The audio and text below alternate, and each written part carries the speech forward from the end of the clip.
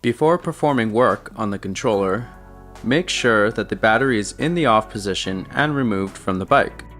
Carefully follow each wire stemming from the controller and unplug each Higo plug by pulling the female and male connectors straight away from each other.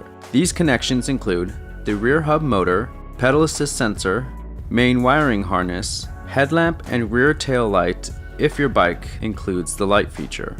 After unplugging only the necessary wires, clip each zip tie that secures these wires to the frame. Using a 3mm hex wrench, loosen the 3 bolts that secure the controller to the frame and keep this hardware for safekeeping. They will be needed to reattach a controller to the bike. Now you may remove the controller from the frame, making sure that each wire is free from any strain. When placing the new controller on the bike, make sure that the part is placed as far forward on the frame as possible.